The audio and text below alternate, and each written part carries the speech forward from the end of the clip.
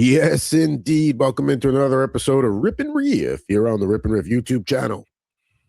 Excuse me. That over there is at Mr. Jared Moore. I am at Pucking Thoughts, Adam Bernard. It is April 20th. Happy 420 to those who partake. We've got NFL Draft Thursday. WrestleMania just came out of that over the weekend. NBA and NHL playoffs in full swing as of this weekend. Baseball's opening day is far enough behind us that we're comfortably in the baseball season. There's a lot to talk about. Today will be more football, wrestling, and hockey. But nonetheless, it's a good time. One thing I was saying to our pal Dustin Tweedleson is, for us on the West Coast, we have to appreciate these next, week and a half, 2 weeks, because once you get through the second round of the playoffs, there's no more West Coast friendly start times for playoff games until next year. Yeah, they tend to move those start times up to more East Coast friendly times, which they should, seeing as what is it, like 70% of the U.S. population lives in the East and Central time zones. I mean, I agree in theory, but there's no reason like a Ducks-Oilers game that have Mountain and Pacific, if there's no reason that should ever move up to accommodate the East Coast, unless that's literally the only game of the night. Right. No, I agree with you, but it is what it is. By the way, my allergies are kicking my ass this morning, so you probably hear it a little bit in my voice. So you'll have to bear with me today while I deal with that. Gives you a little bit of a more bassy kind of, Bleeding Gums Murphy kind of vibe. Good for you. I could go for a little more bassy, especially like I don't want to say like an acapella band bassy, but like. Yeah, I could certainly go for that, I guess. Maybe more baritone than bassy. Baritone would still be that gets you down there in the range, but Yep. Weigh in. Let us know. Where's Jared's vocal range? RipNRiff@gmail.com. But without further ado, let's get right to the pack ripping lineup. Let's get to the heat of the meat.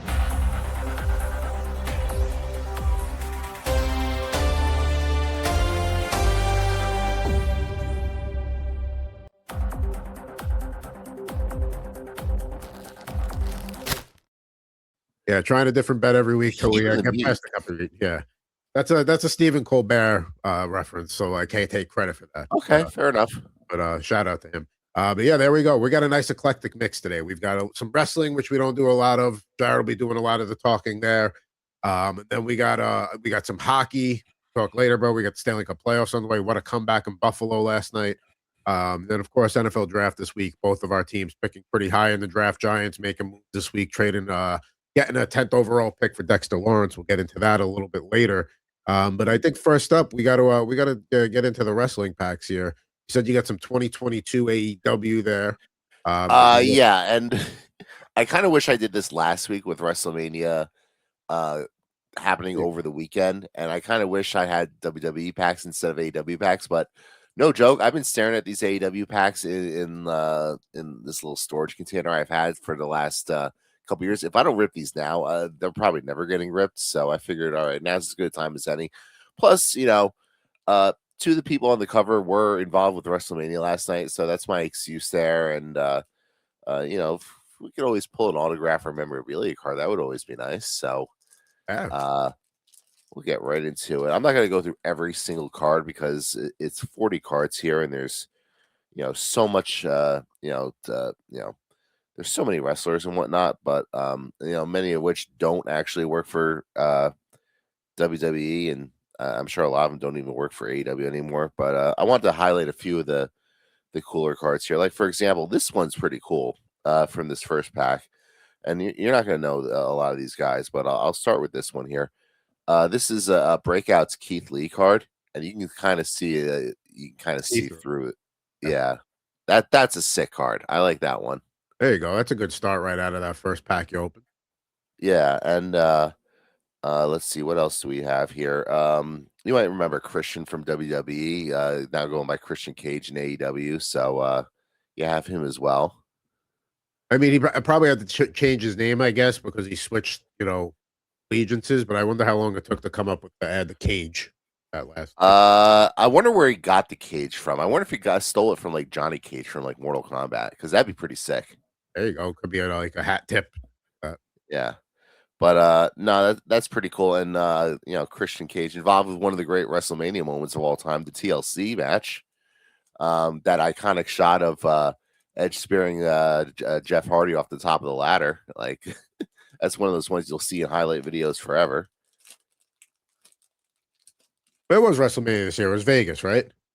It was in Vegas for the second year in a row, and they did not sell a lot of tickets for Mania. I don't know if it's just because it was oversaturation, but with them running the same city 2 years in a row, because they ran it where the Raiders play at Allegiant Stadium. So I think it was part of that, and part of it was just ticket prices are so outrageous nowadays with with everything, but especially something like WWE. Like I looked at ticket prices at one point, and I was just like, this is insanity. Like I'm not paying this. Yeah, I mean, Vegas, there's always going to be a little bit more expensive because it is Vegas, but even so, like you said, it's same city 2 years in a row. The fact that they now have a second night too, so like, how much can you really go to? People want to go the first night usually, not the second night. Right, and that's the other thing. They split it into 2 nights. When you buy the ticket, when they go on sale in November, you don't know who's going to be on which night. So, like, if there's like a specific wrestler you want to go see, you're basically 50-50 whether or not they're going to be on that particular night. So it almost like, I don't want to say incentivizes you to buy tickets for both nights, but like it does feel like a little bit of a double dip, a little bit of a cash grab in that sense. So, but like the counter argument to that is the rosters are so big. If they just had, every every match on the card in the same night, then the show's 6 hours long. You just have nothing by the end of it. Like I was at the last WrestleMania that was one night at MetLife Stadium back in 2019. I text you that photo of me sitting next to Babchek, so you saw that. That show just fucking went on forever and ever, and like it started at, I forgot what time it started. The pre-show might have started like 6:30. I don't think I walked out of MetLife Stadium until like 12:30 in the morning. I was just exhausted at the end of it. Yeah, that's like, it's one thing to sit on your couch for 6 hours and watch something, like where you're at an event. Once you get past that like 3.5 hour mark, it starts to be like, unless like, and there are certain events where it's not like, what but like I'd say 4 hours. Once you get past 4 hours, it's like, all right, what do we? I think the sweet spot for a wrestling show is 4 hours. Like we could talk about this for like different shows and whatnot. For like, in terms of like you feeling like you got your money's worth, and like I will not say that I felt like I got cheated. Like I certainly got my money's worth for that show, but like I'm trying to think of like how long the show would need to be for, especially those prices for like WrestleMania, of like where I feel like I got my money's worth. So like 3.5, 4 hours would probably be right around that spot. Now for like a concert, like for a band I really like, I'd probably want to see them play for at least 2 hours, closer to 2.5. Well, with a band, it also depends on how old they are too. Like when Pearl Jam cut back from like 33 songs to like 25, you would have thought like, oh my God. And it's like, you have to remember, these guys are entering their 60s now. Like, Yeah. if you want them to maintain the touring cycle of playing Chicago Monday, Minneapolis Wednesday, Kansas City Friday, like to play every other night and sometimes back to back, if that means you got to sacrifice a few songs, I mean, listen, they're not.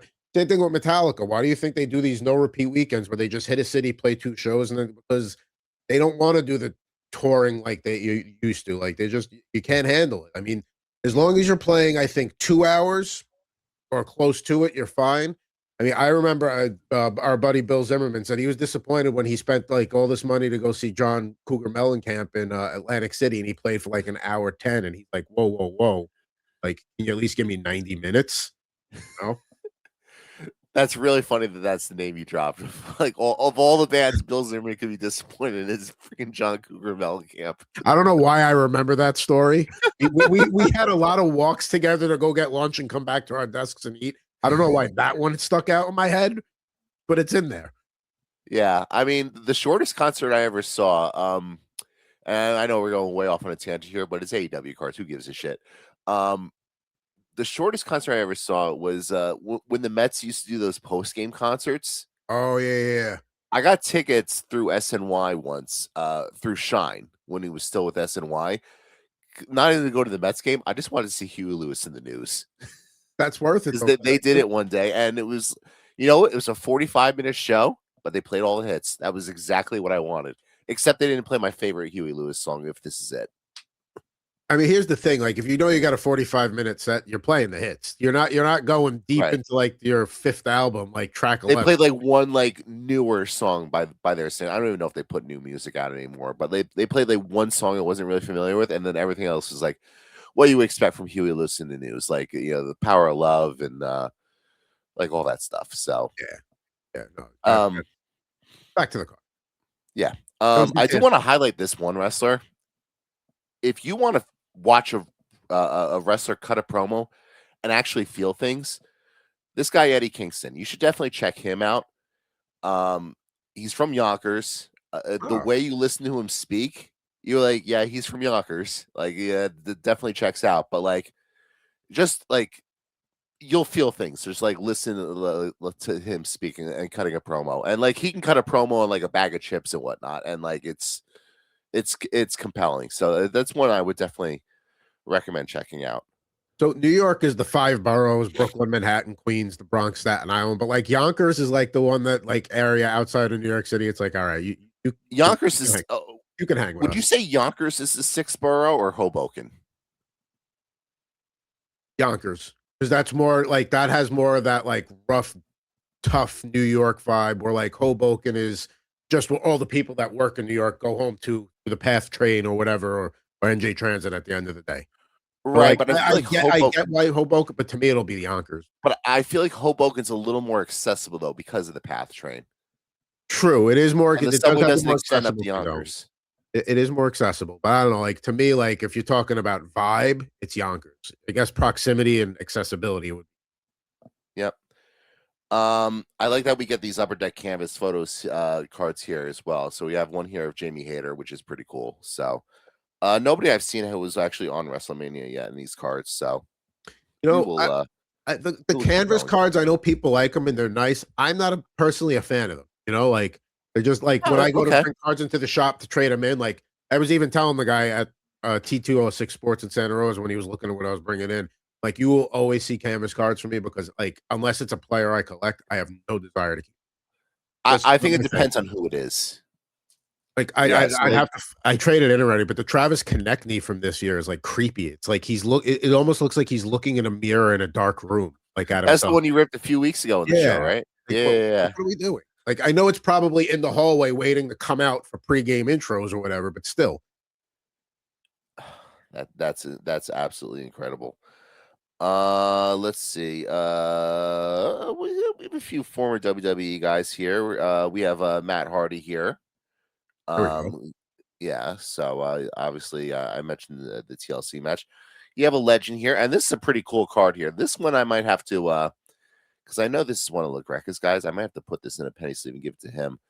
Got double A Arn Anderson there. Nice manager card.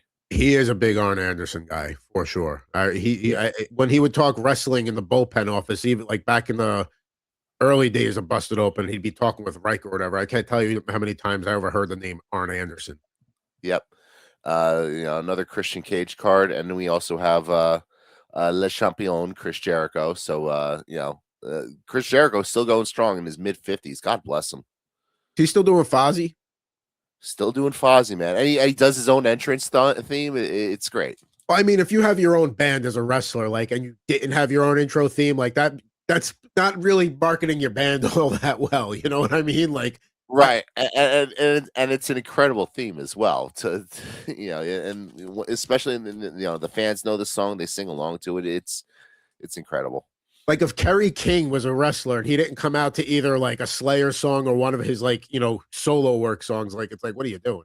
Like he might come out to Judas Priest. He loves him so much. But anyway, Right. Let's see. I mean, I have another upper deck canvas card here with Sammy Guevara. This one I don't like as much because it's I mean, he's looking to hit like a flying, like, I don't know, like an RKO, or I don't know what he's trying to do there, but it's a little suggestive of a photo. a little bit. Yeah, but that's part of wrestling. Yeah. It's out of context. It's fine. Let's see. We have Miro, aka Rusev. He was actually on WrestleMania last night. He was in the ladder match. So that's pretty cool. You always need a big guy in a ladder match to sort of take the brunt of a lot of the big collisions that they do. So it's good to have him there. I'm curious. I mean, WrestleMania will never go back to arenas because it's just too big. But like, if they're concerned with like the amount of like empty seats there were on night 2, like couldn't you go to like a baseball stadium? Like, wouldn't that be the happy balance where you get your increased capacity, you still have a large venue? I mean, I would think the sight lines would be better. I think what they need to do is reevaluate the pricing. I think the pricing was a big negative this year. And I don't know how much of it was just they misread the market with them running the same city 2 years in a row, but and I don't know how much of it was just corporate greed and whatnot, but I feel like that was a lot of it. And I don't think it's gonna be any better next year because next year WrestleMania is gonna be in Riyadh in Saudi Arabia. So they're taking the blood money to to run Well, I mean, their biggest show overseas. I mean, you'll still have like the super rich, dedicated fans that try and go, but that's obviously going to take a big hit because, like, it's even like Vegas, like, it's an expensive city. But if people like, if you want to go to WrestleMania and that's going to be your big trip for the year, and like, you can make that happen and still not totally break your bank. Right, Like, Americans aren't going to fly to Saudi Arabia, especially while we're in the middle of a war in yeah, in that region. So yeah. So, see, it might, the thing though is like I think they'll still make their nut over there, but it'll be like you won't have as many American fans there. Sure. yeah. All right, one last pack here. We can run through these cards, and then we can talk WrestleMania real quick. Taz, the announcer, former ECW guy, former WWF guy. So there you go. Another former WWF guy, Paul White, aka the Big Show, aka Captain Insano from the Waterboy. Yeah. Let's see. Shout out to Darby Allin, who just became the AEW World Champion this past week. So shout out to him.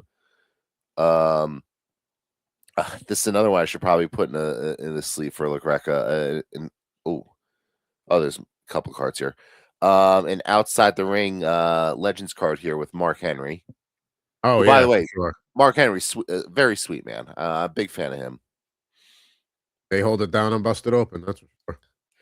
Yep. Right, right? He's still there, right?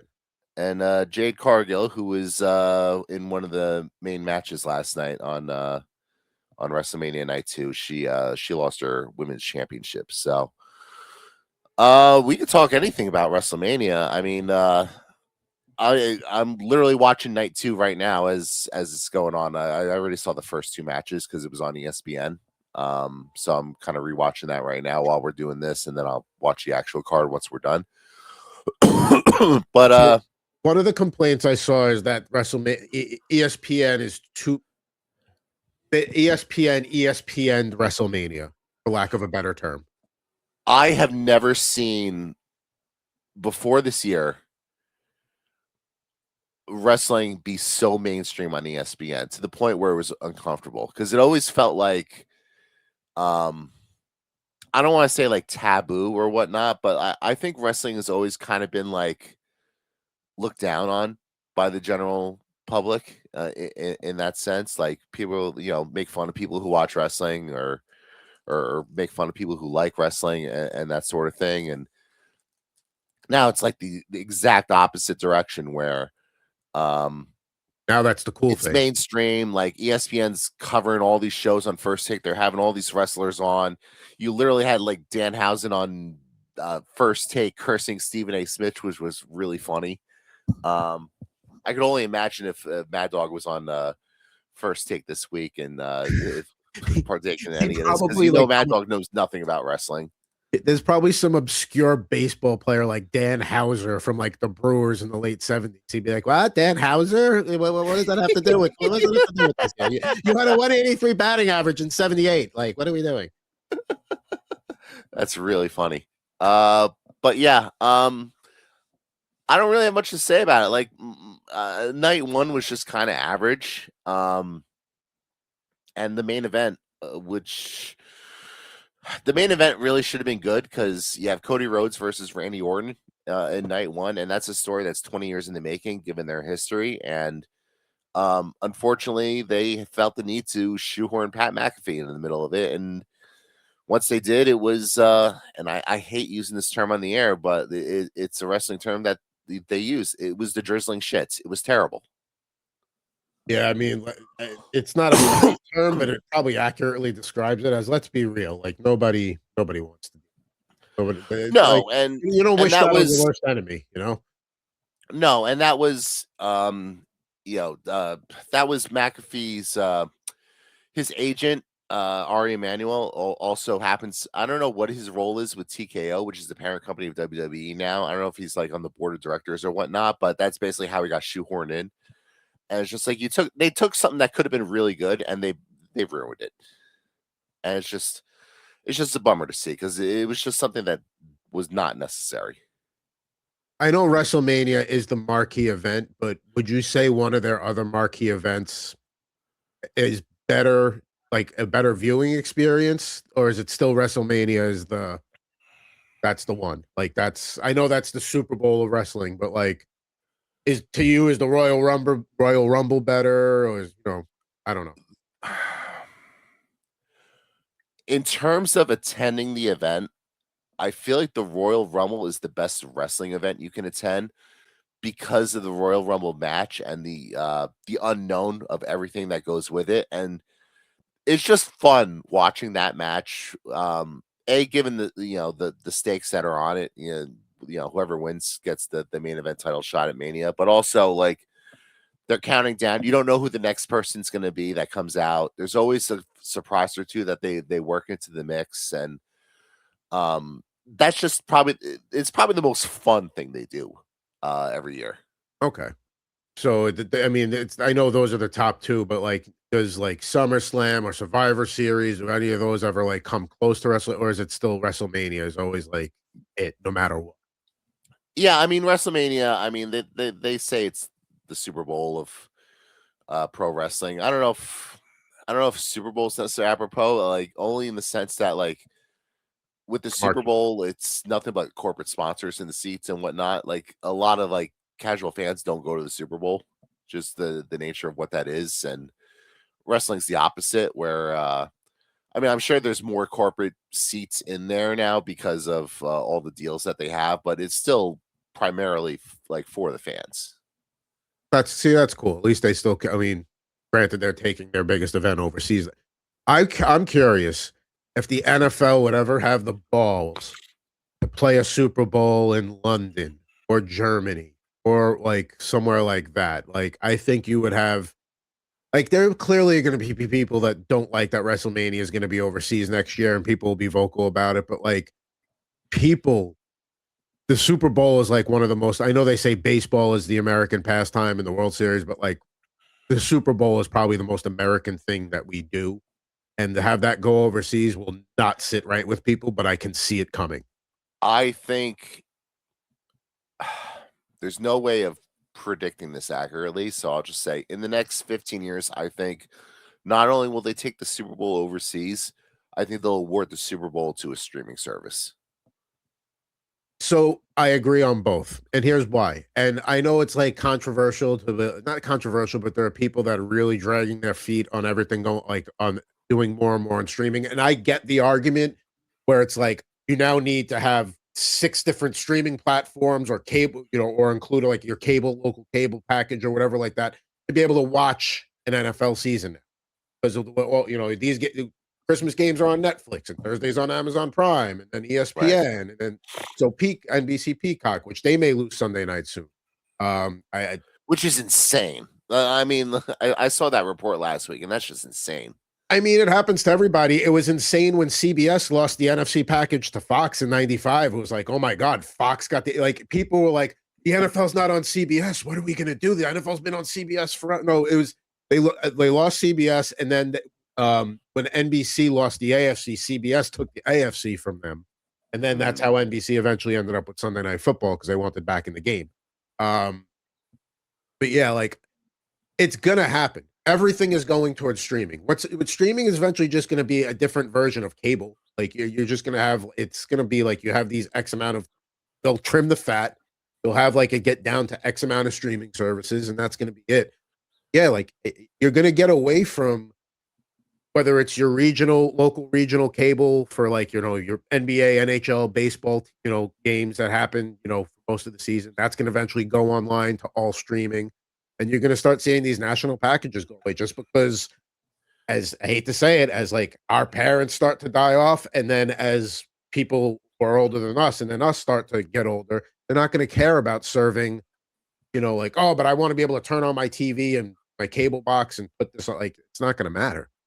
You're the minority. No, I get that, but I think some people are too stubborn and stuck in their ways and whatnot, and like people are going to tighten the belts where they can, and I think part of that's going to be people are going to look at what services they're not using, and like I'll use this as a perfect example. I'm going to tighten the belt a little bit here financially, probably in the next couple weeks, and once I'm done watching WrestleMania, I'm probably going to cancel the ESPN Unlimited thing because there's nothing else on there for me to pay $30 a month for. So why am I doing it? And the only reason I was paying for it in the first place was for the wrestling and for the hockey, for the Devils games that are exclusive on ESPN Plus. So like now that the season's over, is like put the kibosh on that for a few months. Yeah, I do the ESPN Plus, so I get because the hockey package. Like when I moved to California, that was one of the things I told my wife, now wife. I was like, "Hey, we will have the hockey package every. That's part of the deal of me uprooting New York." But outside, like that's my one little like luxury. And Thing. if you use it, it's a really good deal. It's just Yeah. one of those things that like I can't speak for you, but I can only speak for myself. There's only so many hours in the day. Like I don't Exactly. watch a lot of TV, period. Like, and it just is what it is. And like if I want to watch a, even if I want to watch like a Simpsons episode, like I don't want to sit through a whole episodes now. Like I'll just, if there's something like funny I remember, I'll just go on YouTube and type it in. It's probably there. So Well, that's you can do also that for free. Why would I pay for it? it's probably a testament to our shortening attention spans across the board as these gadgets in our hands that we use a ton keep ruining that more and more. Yeah, it's that's the thing. It's gonna eventually happen, and people are gonna hate it, and they're gonna kick and scream the whole way. But like, if Netflix is gonna cut a big fat check to the NFL to say, "Hey, we want Sunday nights for the next 10 years, and here's what we're willing to pay for it," and that number is to everybody's got a number where it's like, "Hey, you know what?"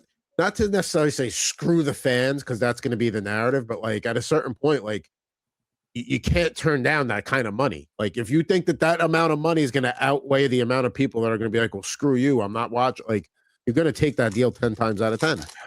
Yeah. It's Well, just eventually that that's bubble's the going world to we live burst in now. too. But That's the yeah, world we live that in now. bubble's going to burst too at some point. But we'll see what happens. All right, well, let's get to some NFL. Oh, excuse me, some college cards here. The Bowman U. We got the NFL draft coming up on It's Thursday. draft week. We got a lot Draft to week. talk about, It including has the been one of Giants the making a trade. quietest draft, probably quietest draft lead ups in a long time. Yeah, We got Josh Cameron there. He's going to be a receiver in this draft there. While I go through, I'm just going to if I don't really know the name, I'll blow through them. But talk to me about the Giants trading for trading away Dexter Lawrence for this 10th overall pick, which to me is a no-brainer from the Giants side. Like, wow, like good for you. I mean, it's a little disappointing in the sense that like I felt like the Giants were actually building a really strong defensive line, and now you turn around and you trade Dexter Lawrence because he's at a contract impasse, and they can't figure out or they don't want to pay him whatever he ultimately wanted. So kind of is what it is there. But I mean, they took a declining asset, a 29-year-old player, and turned him, a player who's coming off a terrible year, by the way, and turned him to the 10th overall pick in this upcoming draft. And so that's a hell of a return. I'm not sure what the Bengals are doing Correct. after going through all went through with Trey Hendrickson last year and that whole situation, only to turn around and trade a top 10 pick so they could pay Dexter Lawrence. Like I don't get that, but It's a the big Bengals are need. the Bengals. It's a big need. They need defensive Oh, tackle sure. help. But just because you need a car doesn't mean you got to go out and spend way more than you need to spend on the car, Right, and now defensive tackle is a glaring need for the Giants. The Giants needed a defensive tackle without Dex, when they still had Dexter Lawrence. Now it's a, 5-alarm fire sort of need, but they're an interesting spot. Now they got the 5th and the 10th pick, and they don't have their 3rd round pick this year from the Jackson Dart trade last year, but they could easily trade down now with one of those picks, pick up extra picks, maybe pick up some picks next year. Like this,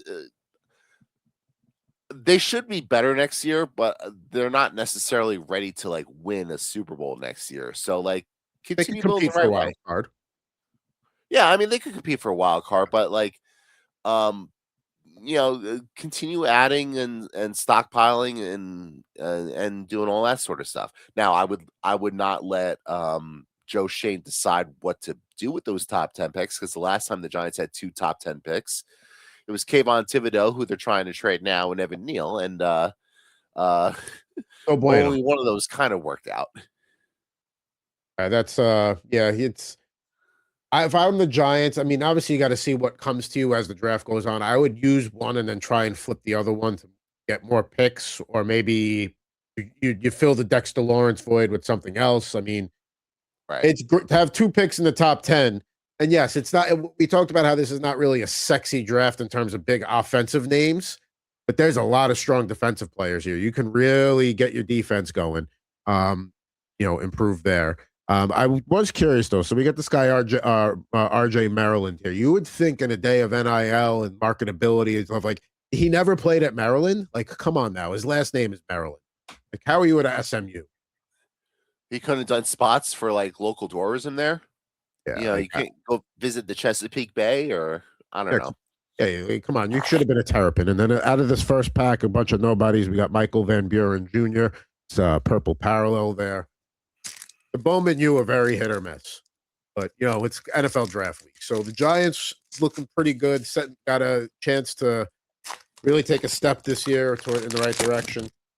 Got the Jets with the 2nd overall pick. David Bailey's been the name that's been thrown around, although who knows what they're going to do. Let's see here. Let's go through this pack. We got Anthony Hill Jr., who is a linebacker that's going to be one of the first, probably the top 3 linebackers off the board in this draft. Here's the thing.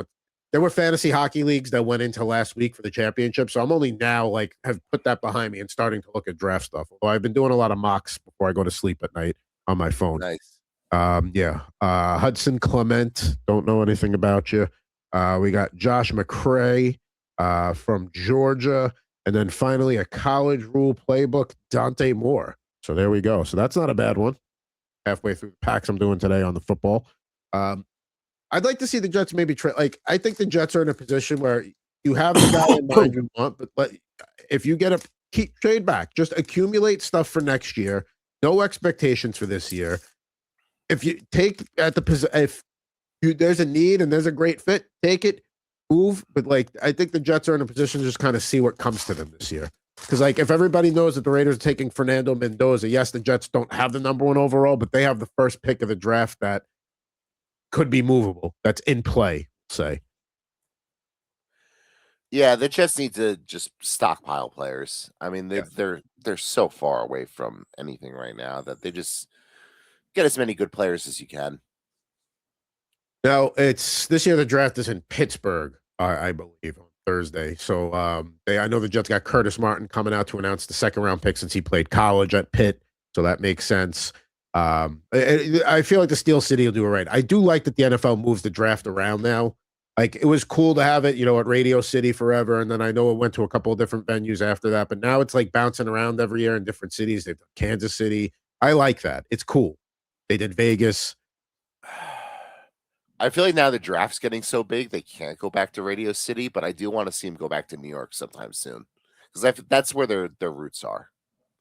Now the thing is, they try to they try to do set it up a cool way. Where would be a cool spot to do it in New York? Maybe Central Park. Central Park, probably.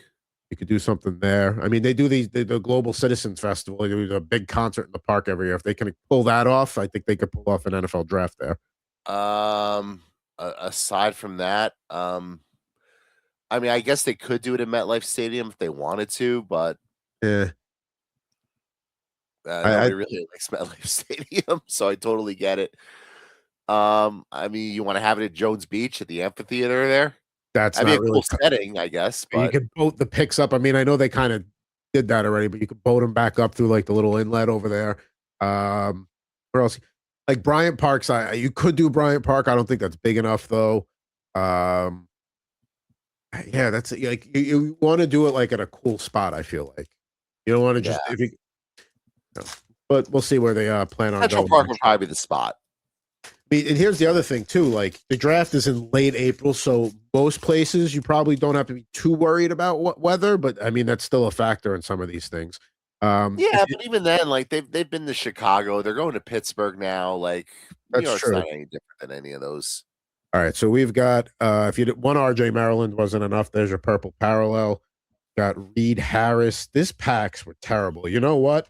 I still have a few more in this box. We're just gonna get rid of like I don't even want to have this disgustingness in here. Like maybe That's we'll hit fine. something. I'm fine blowing it. That's why I want. That's why I wanted to blow out the AEW cards. I'm just tired of looking at them. It's nothing against AEW either, but. And I knew it when I bought the Bowman U. I was like, yeah, there's probably not going to be like you very rarely get anything out of that. Can I get like a Fernando? Like, fine, the Dante Moore car was halfway decent, but all right, let's blow through this. It's clearly I'm not going back to these again. Talk NFL next week after the draft because I do think we're going to have some crazy. I think you're going to see a lot of movement. I think for what's been a pretty lackluster draft lead up, I think you're going to have a lot of teams moving up, moving down, swapping things around. I think the AJ Brown trade will probably finally happen this week. I think if we see a few other surprises along those lines as well. All right, so yeah, I'm not even half of these players. I'm not like, oh, that's a cool Coastal Carolina look-alike. Junior Vanderos, Malik Murphy there from Oregon State. That's a card, but nonetheless, two more of these 4-card packs. Maybe we'll actually get something out of one of these, but probably not. I don't know who any of these players are. Yeah, dude, neither do I. And I do 7-round mock. Like, I'll pick a team and do all picks for them. It's like profootballnetwork.com, I think is the mock site I use, and I enjoy the hell out of it. So, like, some of these names I don't even recognize. All right, so Omar Kelly. All right, Carson Beck. At least that's a name. He'll probably go in the mid to late rounds of the draft there for if you're looking for a quarterback backup. We also now have the purple parallel to Anthony. That's what annoys me. It's like I don't want to get the same base and parallel in the same box, like blaster box. Like, come on now. Yeah, it's like having 2 spaghetti meals in one day. Yeah, we know we know that's a no-go in the Van Houten household. I no joke that happened. Like there was one day where like Annabelle ended up eating pasta twice in a day, and that was the first thing that popped into my head. It was like she had 2 spaghetti meals in one day. It's not that big a deal. She didn't like turn into a gremlin or anything. I mean, she loves her pasta like she like her dad, so I can't really fault her. But did you look at this and you're like, I've become a Kirk Van Houten. This sucks. I mean, I don't sleep in a race car bed. I'm not divorced. I don't work at a cracker factory. I don't have a failed 80s music career. So can I borrow a feeling? Which is a great song title, to be fair. All right, so Can I Borrow a Feeling sounds like something REO Speedwagon would have put out there. For sure. Like they should cover it. That you want to bring you want to get REO Speedwagon back into the mainstream, that's how you do it. Reach out. We've got ideas like that and better. RipNRiff@gmail.com if you want to get your career going. Let's see here. We got LJ Martin. It's the last pack here. Coy Aiken, cool little Texas Tech uniforms, but still nobody. Whit Weeks. Oh, okay. So maybe my bitching and moaning paid off. All right, the box is worth it. Got like a little Fernando Mendoza parallel there. Look at that guy. All right. There you go. You stuck with it. Sit there and we whine and complain about all the cards, but then you finally pull the one card that makes the entire experience worth it. In fact, we're going to get that right into a top loader right now. By the way, that just goes to show that if you whine and complain, maybe you'll get what you want. We threw it out there. We put it in the universe that the box sucked, and they rewarded us with a Fernando Mendoza there. So there we go. Good for you. I'm proud of you. We got I mean, do we think the Raiders pull like the stunner of all stunners and trade out of the pick, or like are they printing Mendoza jerseys already? Well, stitching, I should say. They're probably looking forward to selling about 100,000 Fernando Mendoza jerseys in the next couple weeks. So I live up in the North Bay of the Bay Area, and it's like neither country, but there's a ton of Raider fans obviously here too, and Raider fans hold strong. So I'm going to probably be seeing a lot of Mendoza jerseys around in the near future. I'm sure, like, I'll see when I drop Annabelle off at school, I'll see some of the kids wearing silver and black Mendoza jerseys soon enough. Yeah, I think it will be a crazy draft this week, and we'll see what happens. But I'm excited that the Jets are kind of in a, you're not forced into anything that you don't like. You can kind of just, you dictate the draft. The draft really starts at 2. Just don't do anything stupid. Which is no lock with the Jets that may or may not happen. Now, we got about 15 minutes to go here, so we're going to do a little hockey. We can talk first weekend of the Stanley Cup playoffs there. I know we ended last week's show talking about who you wanted the Devils to hire at GM, and they sure went out and got the guy you wanted. Step one in the plan. Yeah. Could I do my Lucy now, which is kind of in reference to it? Absolutely. Let's you're right. Let's get the I Love Lucy going.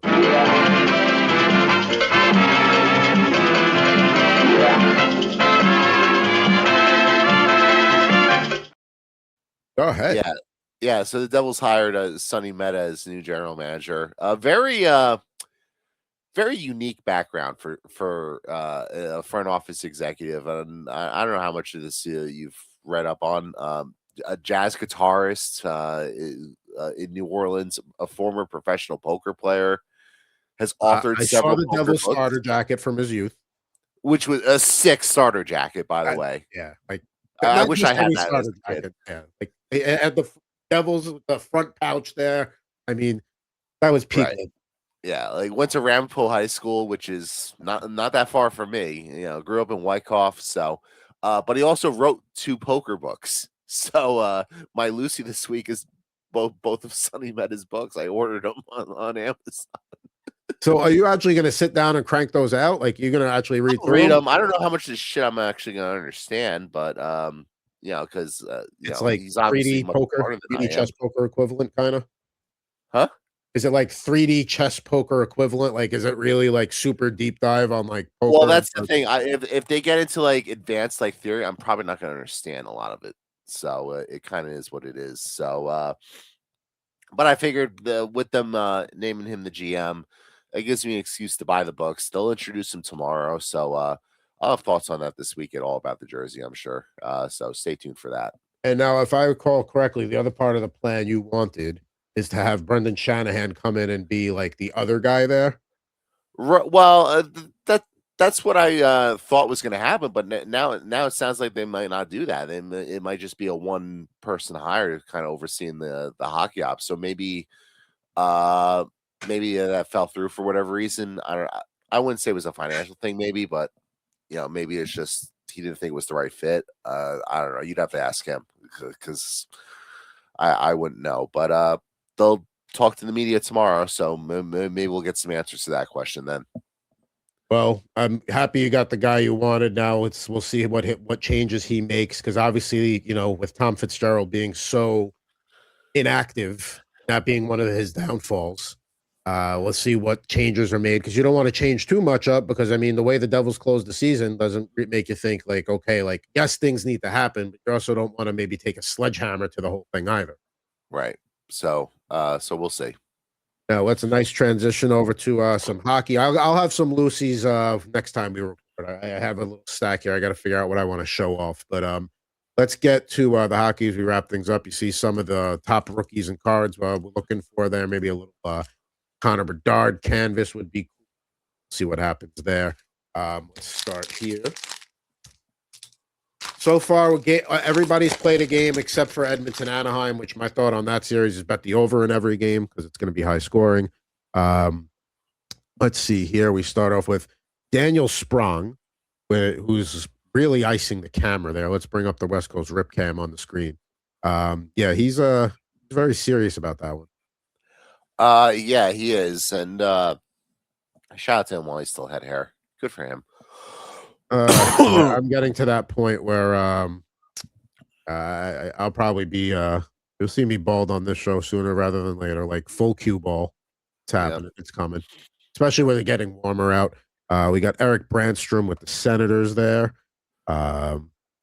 See here, it was back on the Senators back then. I don't know why this camera does this at times where it'll look super crystal clear and then it doesn't. We got Thomas Tatar. Fun last name as always, and that's him playing in the Winter Classic with the Kraken there. That was against the Golden Knights. That was a cool one that year. Really. That's right. I forgot. That was against. Yeah, that was. They played that at T-Mobile Park, I think. Yeah. Let's see here. We got Ross Colton, Colorado Avalanche. They take game 1-2-1 over the Kings. I think that's going to be a sweep. I think it's the only sweep of the first round, but I do think it's a sweep. That is a very interesting shot because it looks like his head is he's wearing his jersey backwards. It does look because of the way he's got his head twisted almost like a cat all the way around. Yeah. Good depth player for the solid depth player in the past for the Avalanche. Excuse me. We got Linus Omark here, then a member of the Bruins, pictured in the All-Star jersey there. Wasn't his fault the Senators lost game one. He did his part. The game two of that series will be tonight. And if they're going to win, they got to start scoring. I think the problem with the Senators there, and I think Hurricanes take it in 5, is don't think you're going to get too many nights where Omark is on the same night as your offense is on. And I think that's going to be the problem. Yeah, it would also be nice if Brady Kachuk. Yeah, it'd be nice if the guy wants to start a fight in the first minute of the game. Okay, but you got to actually do something in the game. Yeah, that's the other part of it. This is not just setting the tone in a November game. We got Ridley Gregg here, draft card there. It's kind of a lackluster pack here. Kyle Okposo with then pictured with the Sabres, who Boston 2-0 lead with just under 8 minutes to go. Sabres get one, tie the game. Tage Thompson wills them back into that game. They take the go ahead, and then Boston, to their credit, they do score on the power play with about 20 seconds to go, so they didn't go away. As someone who was rooting for the rooting for the Bruins in that series, that game really tilted me. Boy, that game tilted me last night. The way the Bruins blew that game, because they probably blew the series last night as well. That's the thing. Obviously they got to win one game in Buffalo to take the series, and it was right in front of them. All they had to do was close the door. Jeremy Swayman gave them a great outing. All they had to do. And I get that Buffalo's a very good team, and maybe this is it. Maybe the one thing they had going against them coming into playoffs is lack of playoff experience. But you come back and win like that. That looks like a team that knows how to win in the playoffs to me. Yeah. We got Jacob Verana there with the St. Louis Blues. He's bounced around a little bit. Pius Suter there with the Canucks. Had kind of a good close of the season. Gabe Filardi with the Winnipeg Jets, kind of retro throwback look there. Love that jersey. And then we got 2 more here. We got Adrian Kempe, Seeing Red parallel. Not too bad. Kempe was getting under the Avalanche skin yesterday. I mean, listen, it might be a sweep, but the Kings 2-1 against the Avalanche in Colorado. I know the Kings are a better road team than they are at home, but it's kind of impressive. Yeah, I mean, Colorado's going to make short work of them, but the Kings are feisty. Like, when you go to overtime 8 billion times during the season, like, you kind of know how to navigate your way through some of these games. So I feel like they'll probably find a way to being an annoying out. And then to close this pack out, we got Freddie Anderson, Dazzlers, who got the start in game 1. And I said on Total Hockey Now the other day, because Brandon Bussey, who was fantastic the first half of the season, kind of came back down to earth in that second half. I think you start Anderson, you ride him as long as you can, and then when he starts to falter or if he gets hurt, then you go to Bussey. And they got game 1. See what happens in game 2. But so far, that strategy working out for him. Yeah, they'll ride whoever the hot goalie is. So, and if it's not Bussey, maybe they go back to Pachekov as well, if he's healthy. If he's healthy, I mean, we'll see what he's like. He hasn't played in a while. Do one more pack before we say farewell on this episode of Rip N Riff. We got the Philadelphia Flyers talking about late rallies and comebacks there. There's Garnet Hathaway getting his water. Listen, I said Penguins in 6. That young upstart Flyer squad, they are a pain in the ass. They're going to be a pain all series. They're going to be a tough out. And I don't think these teams are that great anyways, but yeah, I mean, Philly outplayed them in game 1, and that's certainly a concern if you're pulling for the Penguins in this series. Me, I'm a neutral observer. I don't really care who wins, but Me either. Yeah, I just went noted. Flyers Penguins is one of those series where like you want to watch it, but you don't care who wins or loses. You know you're going to get a good hockey game, so who cares? You change who you root for. I just want the game to be good. That's what I root. We got David Kampf with the Maple Leafs. Obviously not a great season in Toronto. We'll see what happens in the offseason there because something has to give. Something has to change. We got Sam Lafferty here, which I know that's the the post of the net, but you think they could have moved the picture over just a tiny little bit so it doesn't look like this big red bar down the side of it there. Kind of like move over the picture a little. You Yeah, I guess. I don't really see it. right here, that little red line at the edge there, right there, that little red. Oh, yeah, I see it. Yeah. Okay.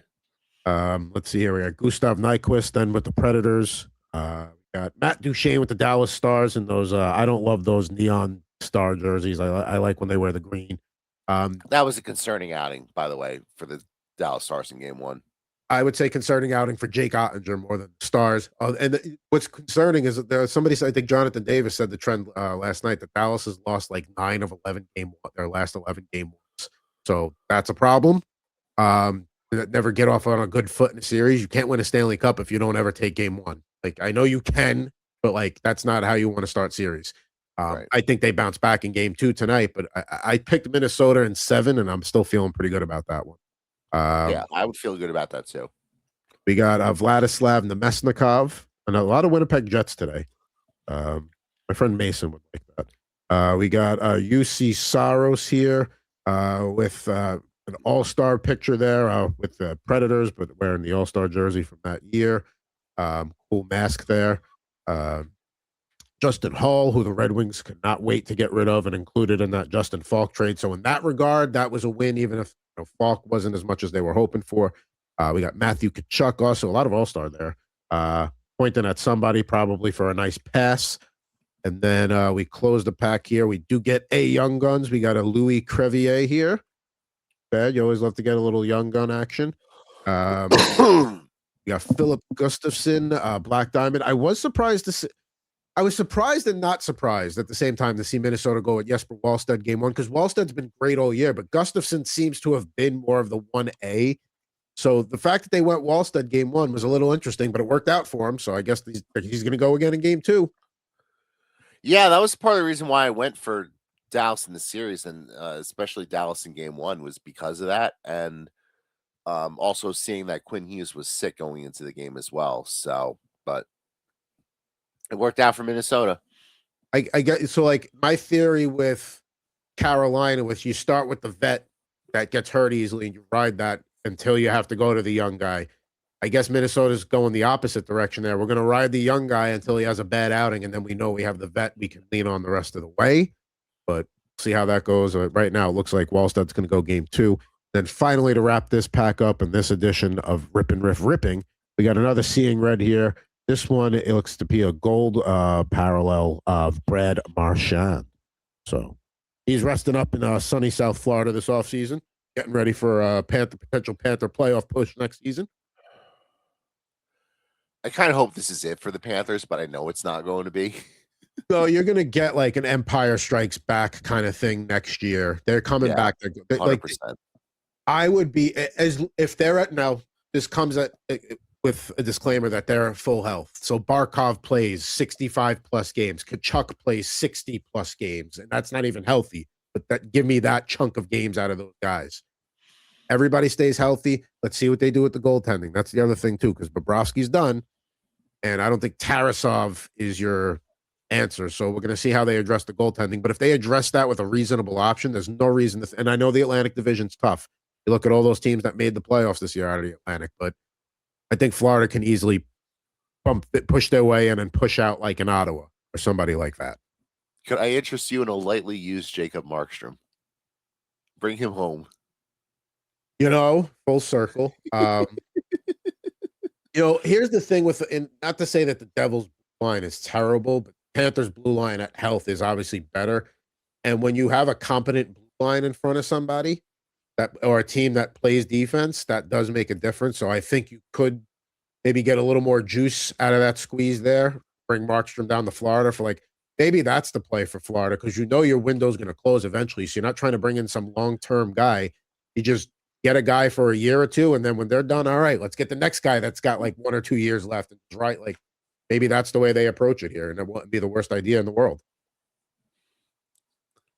Speaking into existence. Well, that's why I know that's what you're trying to do there. Is you're just trying to get rid of your goalie, and I don't blame you.